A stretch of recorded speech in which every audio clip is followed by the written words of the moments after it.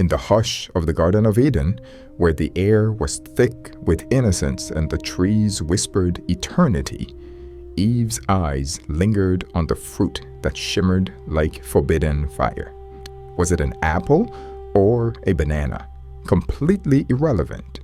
The symbolism of the story remains valid either way. The serpent's words still curled around Eve's mind.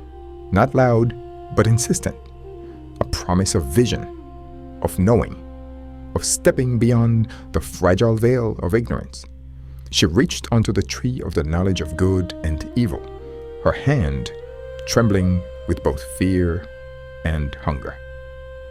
As she plucked the forbidden fruit, its skin gleamed with the mystery of all things hidden. Adam stood close, watching her with the trust of a man who had never yet doubted, his own innocence reflected in hers. When she lifted the fruit to her lips, time itself seemed to pause, the entire garden holding its breath. Then, with one bite, the entire world shifted. She turned to him, offering the fruit as though offering destiny itself. Adam took it without protest, not one word, not a pushback, and he ate. And in that simple, silent exchange, innocence died, and the weight of consciousness was born. If you think this is merely some religious story crafted to reveal the weakness of the human species in the face of temptation, think again. You've probably heard the story of Adam and Eve since you were a kid. The serpent, the forbidden fruit, Eve reaching first, Adam following, and the whole world collapsing into sin. That's the Sunday school version. But here's the problem. Most men never revisit this story as adults. They never question what it really means. They either dismiss it as old myth or swallow it as dogma. And in both cases, they miss the real lesson.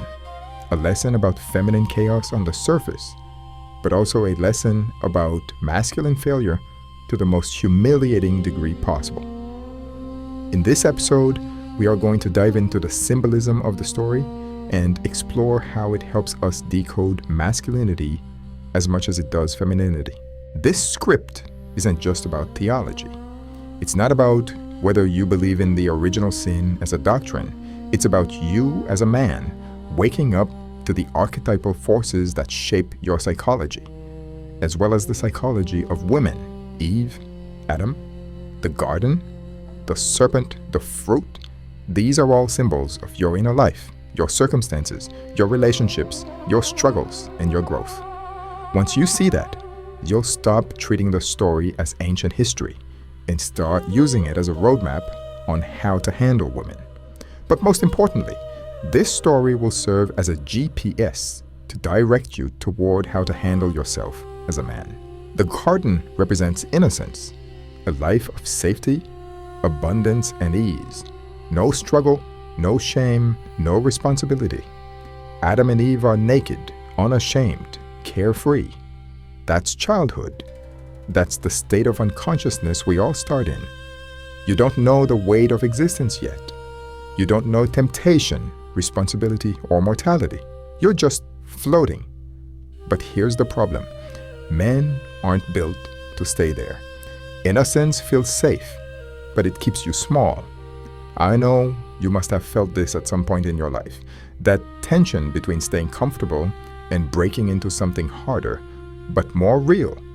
The garden is the womb, and the story is about leaving it. In the middle of the garden is the tree of the knowledge of good and evil. God says, don't eat from it, or you'll die. This is the boundary. Your life is full of boundaries like this. They are the rules, the lines you're not supposed to cross, the walls that keep you safe. But here's the thing. Boundaries are double-edged. On the one hand, they protect you. On the other hand, they prevent your growth.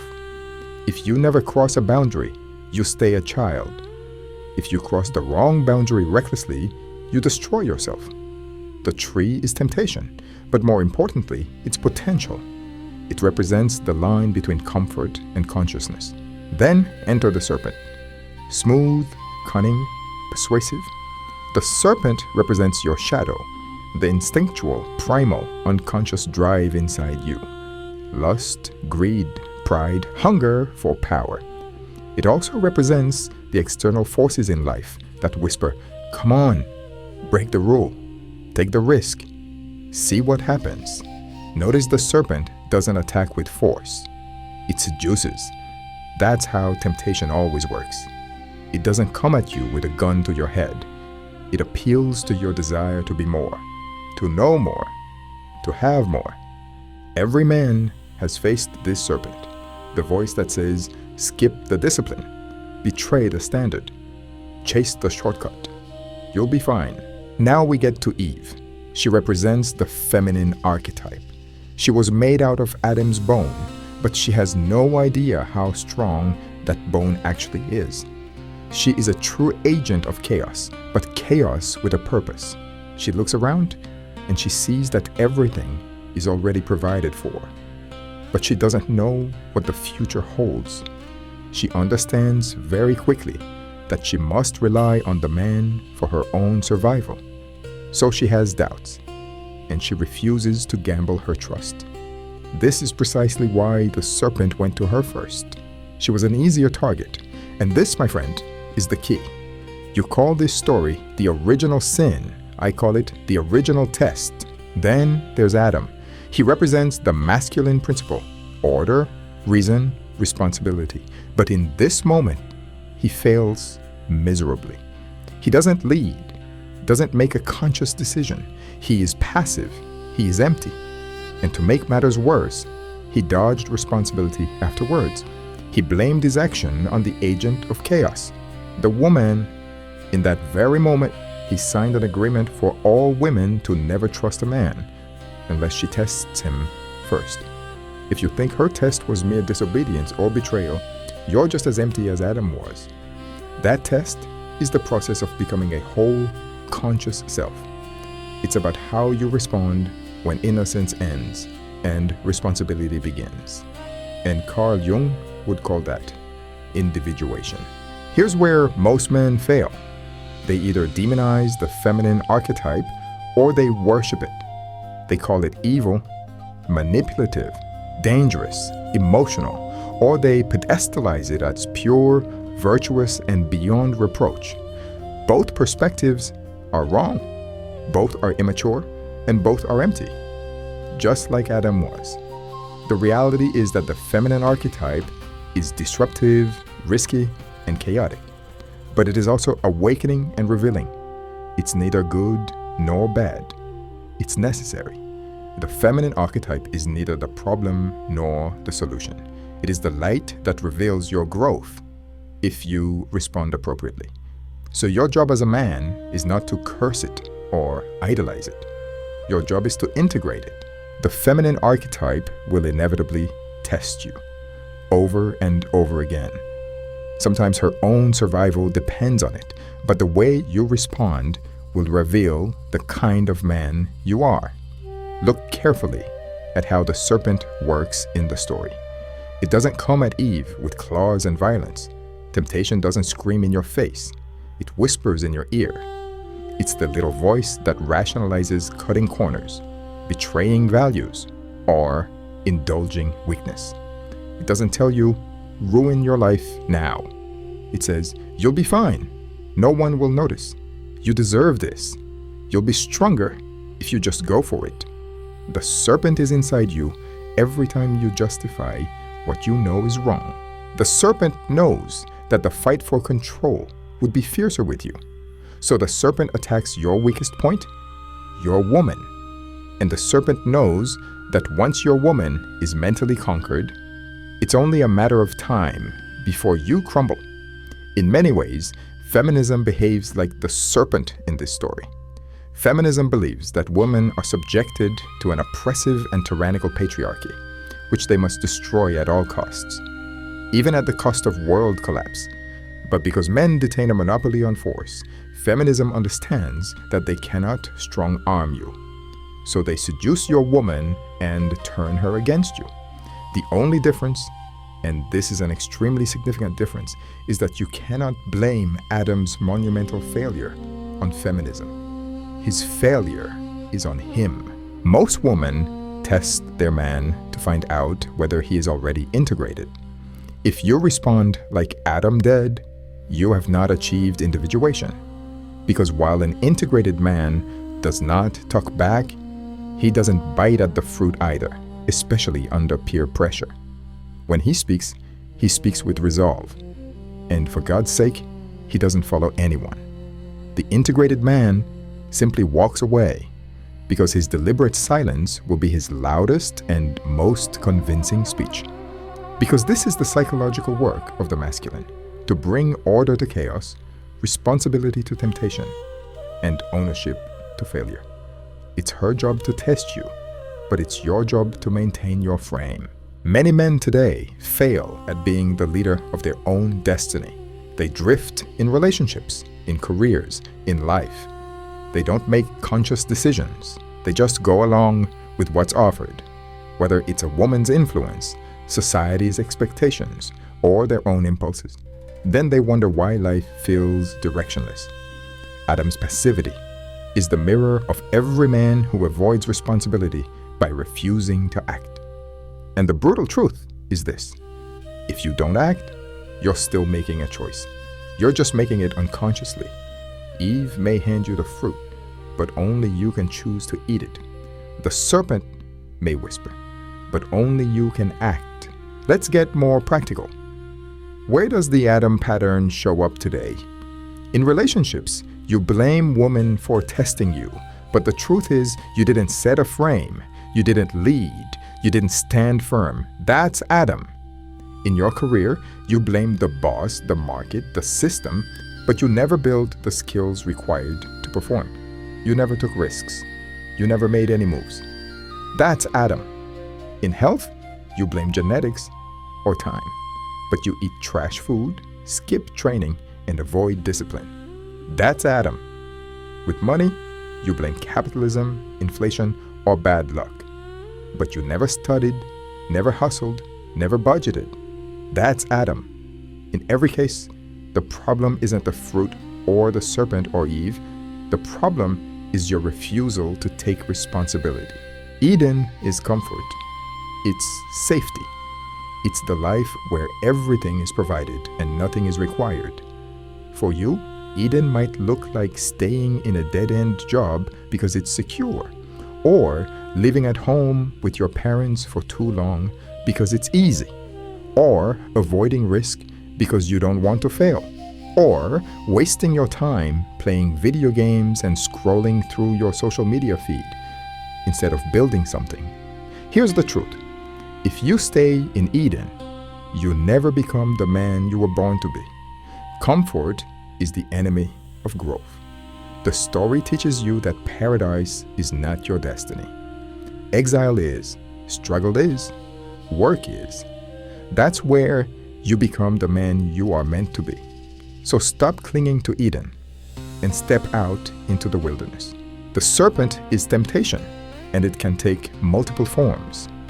For you, that serpent might be porn, pulling you into endless cycles of lust and shame, or alcohol, whispering relief from the weight of life, or cheating, gambling, lying, scrolling, whatever your vice is, or the deeper serpent, your pride, envy, or cowardice.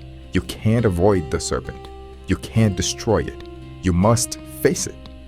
And when you do, don't collapse into indulgence, and don't pretend you're above it. Own it. Integrate it. Discipline it. That's how you turn shadow into strength. That's your daily test. Every situation, every decision, every temptation puts you back in Eden, with Eve handing the fruit over to you. What you do next reveals whether you're a man or just Adam. The lessons for you today are simple but hard. As a man, you must leave comfort and face temptation. Recognize the feminine chaos when it shows up at your door, but also do not blame the chaos on her. You are the only architect of your reaction. Take responsibility and embrace pain as growth. This is the psychology of the original sin, stripped down to its essence. It's not about theology. It's about you as a man, facing the forces that shape your life and responding consciously. Because every day you stand in Adam's shoes. Every day the fruit is in your hand. And every day you have got to decide. Most people think Adam's biggest sin was the fact that he ate the forbidden fruit. Others say it was the fact that he dodged responsibility and blamed Eve. But if you read deeper, you'll see something much bigger. Adam's greatest failure wasn't in the bite or the blame.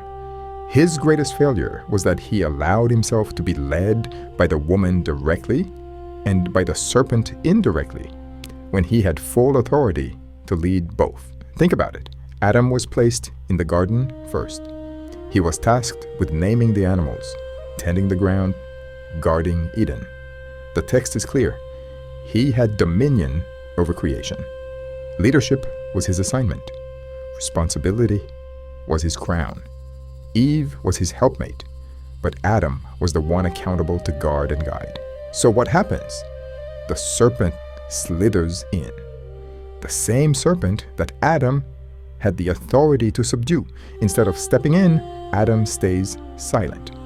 He lets the serpent speak to Eve. He lets Eve carry the dialogue. He lets the whole dynamic unfold without lifting a finger. And when she reaches for the fruit, he said nothing. When she took the first bite, he said nothing. When she handed him an invitation to take a bite, he put on his tuxedo and followed like a little boy. No resistance, no discernment, no leadership, just passive compliance. That's the real failure.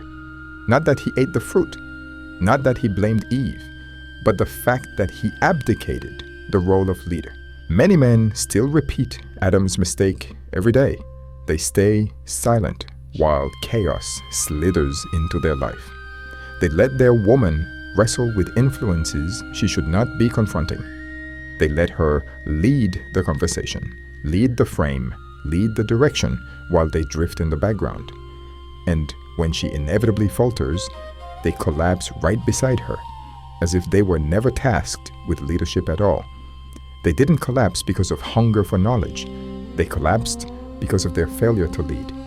But you are different. Because of all the lessons that you've learned from this channel, you have decoded masculinity. And you have got to be a better leader than Adam. You must understand this reality. Leadership is not about control or domination. It's about presence, responsibility, and guidance. It's about being the man who stands in the gap when temptation and confusion enter the picture. Adam didn't need to dominate Eve or silence her. He needed to step forward to engage the serpent himself, to remind both of them what was true, to guard the order he was entrusted with. That was his role, and he abandoned it. If Adam had any intention of breaking that order, he should have taken the initiative himself. No serpent necessary, no Eve needed, just him, as a man, as a leader.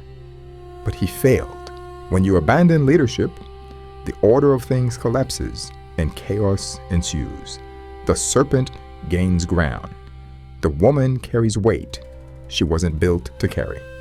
And you yourself become passive, resentful, and weak. That's not just ancient history. That's modern reality in countless homes, relationships, and societies. The lesson is sharp. If you abdicate leadership, you fail before you even act. A man without responsibility is already fallen. So don't read Adam's story as if the issue was just eating the forbidden fruit.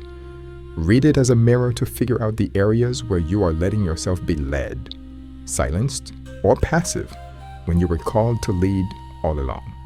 Because the man who refuses to lead has already lost, long before the bite.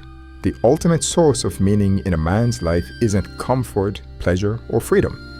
It's duty. It's responsibility. Without those, you are empty. You are hollow. With duty and responsibility, you become something unshakable. And the story of Adam in Eden shows us exactly why. Look around today, and you'll see Adam's failure everywhere.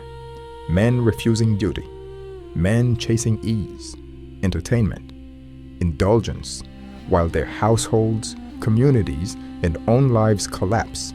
That's not freedom. That's slavery to comfort. You don't become free when you trade one master for another. You become free when you find meaning in what you do. The good news is that when you look around, you also see the opposite. Men who take on responsibility and find meaning in the struggle. The father who works long hours to provide. The husband who protects and leads his family. The young man who disciplines himself. The man who covers his woman to prevent the serpent from seducing her. The man who knows when to speak and when to let silence speak for him. The man who put his foot down and says no to Eve and the serpent. But most importantly, the man who chooses on his own accord which forbidden fruit to eat. These men are not always happy in the shallow sense, but they are anchored. Their lives are heavy, but they are meaningful. These men do not fail the original test. This channel focuses on decoding masculinity to help you navigate what it means to be a man today. Together, we are creating a community of men who see reality for what it is, not what they are being sold. Please subscribe, like, and turn on the notifications so that the message can reach more men. Also, you can support our work via the link in the description below.